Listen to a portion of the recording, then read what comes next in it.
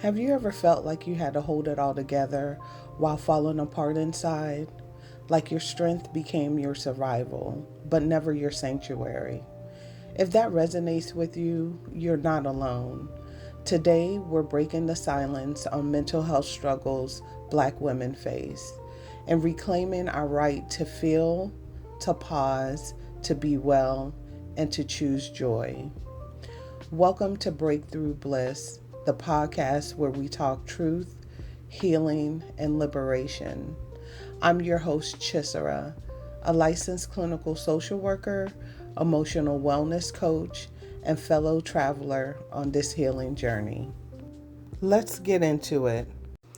Let's start with the pressure to be strong, to be on, to be unbreakable.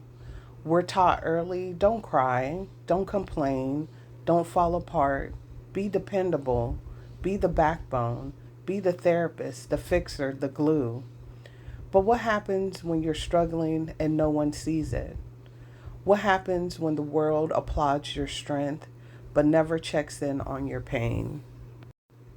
So many Black women live with undiagnosed anxiety, high functioning depression, PTSD, but it gets mislabeled as she's having an attitude, laziness, or just tired. The truth is, many of us were raised in survival mode, and survival can look like hyper independence, people pleasing, perfectionism, or burnout. There was a time in my life that I didn't realize I was drowning.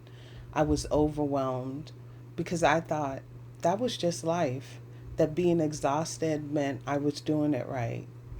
But survival isn't peace. It's time we let go of surviving and start learning how to feel safe in ourselves. When strength is expected but not supported, we have to ask, what are we sacrificing just to keep going? Let's talk about mindfulness. And no, I don't mean sitting cross-legged on a mountain.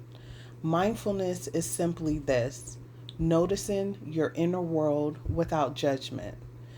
It's pausing long enough to say, how do I feel today? Really? It's allowing your feelings to surface without rushing to fix them. In a world that expects Black women to always be doing, mindfulness invites you to just be. It could be taking 3 slow, deep breaths before you answer that next text. Naming your emotions out loud, like I'm happy, I'm pissed, I'm frustrated, I'm tired. Or journaling at the end of a long day. I had a great day. I struggled today. I lost my cool today. Or letting yourself cry without guilt. These are small acts of defiance. They're how we reclaim our humanity in a society that profits from our numbness. If mindfulness is the reset, then self-care is the repair. So let's talk about what real self-care looks like for us.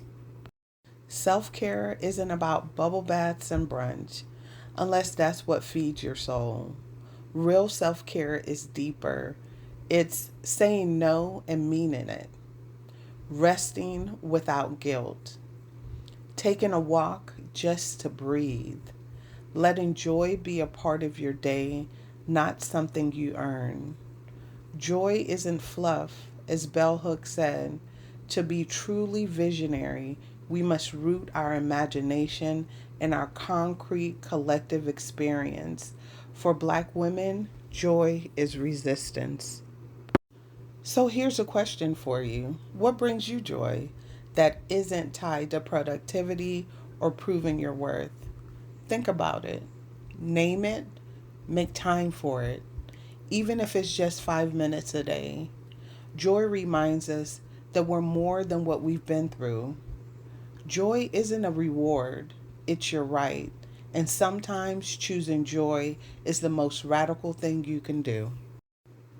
If this episode spoke to your spirit, I invite you to share it. Text it to a sister who needs this reminder today. Leave a review if you found it meaningful. It really helps others find this space. And if you're on your healing journey and want more support, you can find resources, coaching, and a community at breakthrough-bliss.com. You are not alone, and you don't have to heal alone. Until next time, remember, you are not too much, you are not invisible, you are worthy of rest, of healing, and joy. I'll see you in the next episode, and take care of you.